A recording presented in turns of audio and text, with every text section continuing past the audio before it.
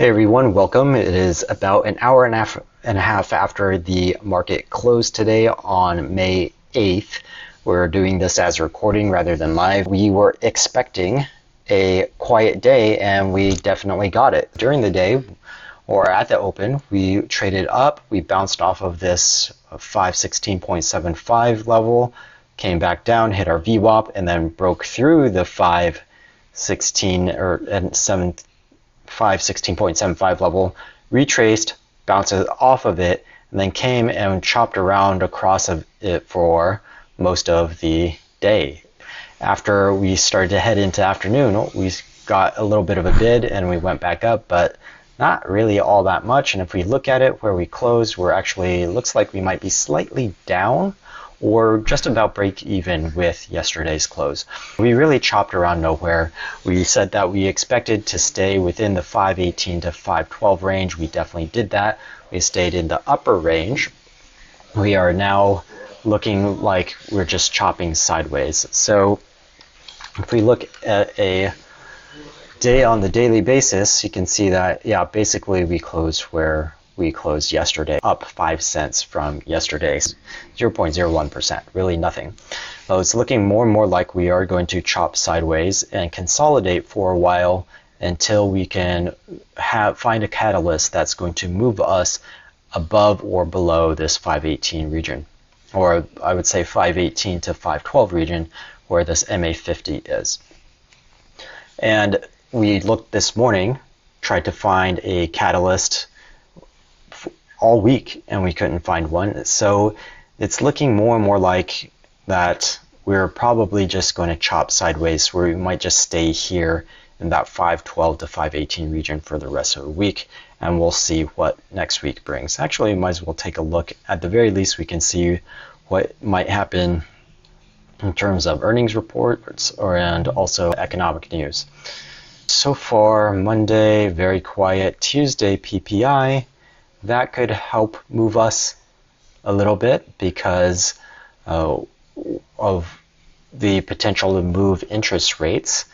But I don't know if it's going to be that strong of a catalyst given how much we're already pricing in June that we're not going to get a price cut. What it might move is July and reducing the possibility of rate cuts in July, but generally we only look about one meeting ahead, not really too far ahead.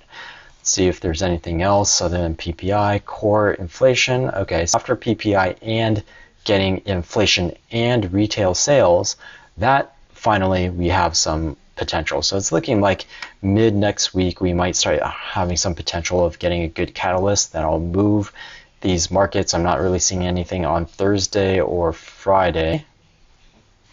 Right, yeah, not really on Thursday or Friday. Barring anything weird or interesting happening over the weekend, geopolitical risks, it's looking like we are probably going to be pretty quiet for the rest of this week and maybe even early next week. I'll just expect this to chop back and forth. That's going to make it very difficult for a single option portfolio to perform. Even a long and short, it's just not a lot of room. So we need to look for those really short-term opportunities or longer-term opportunities, but then you'll be waiting. Basically, we'll be waiting in order to see and judge performance. So we're probably going to look for quicker, faster baby move returns that we can leverage in order to capture more meaningful returns. Before now, this might be a low return period for us as we chop back and forth. Given that, let's take a look at what happened with VIX. Yeah, VIX down. We were expecting it to come down into this range over here, maybe the 12 to 12.5 range. We're at 13 or 12.99, so we are already there, and we're in this low, quiet volatility environment. There is some potential for this to start spiking up again, but generally it doesn't just spike up and then come back down and then spike back up. Generally, if we come down from a spike, it's generally quiet for a while. This took a while for us to calm down, but once it calmed down, it was calm for quite some time, pretty much until now. Maybe a little bit of excitement back in February, but other than that, until the last couple of weeks, we didn't really get a spike again. And here, this was a shorter period. So we came up, we spiked up, we came back down. It took a few weeks in order for us to get another spike in volatility. But you can see that in general, we get these spikes and then we come back down. We're going to stay in the lower volatility environment, at least for a couple weeks. Over the next couple weeks, the possibility of, I shouldn't say the possibility, the probability of us getting a volatility spike is relatively low unless we get some sort of weird news or geopolitical risk happening.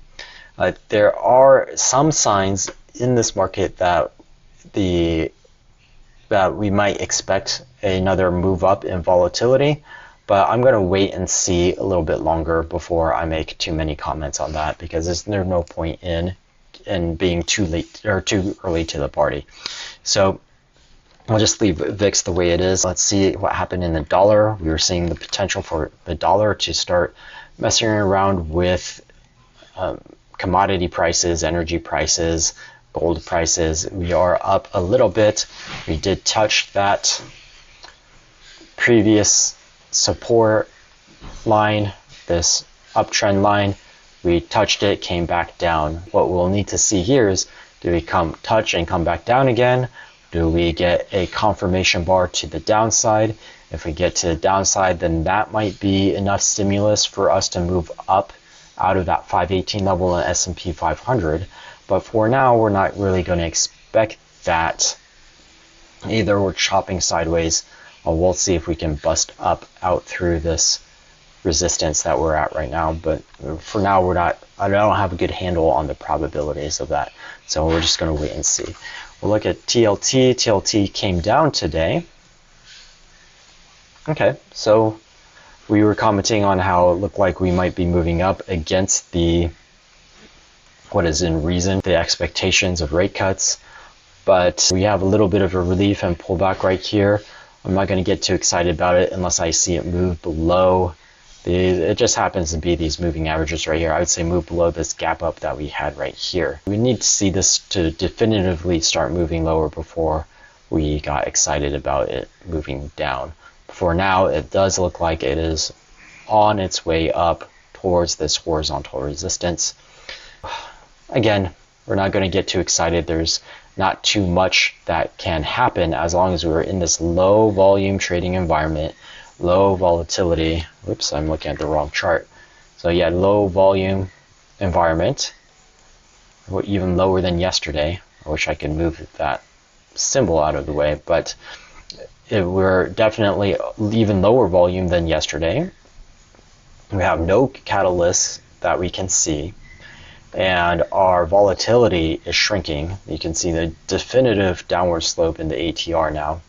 So really, we're just looking at a chop sideways, and until we get a break or something moving, the VIX moving, the daily range moving, the volume moving, then we're not really going to expect to break out of this 518 to 512 region that we're stuck in. We just have to be extremely judicious about the positions that we go in, and we're just looking for those quick gains for now, unless we're willing to hold and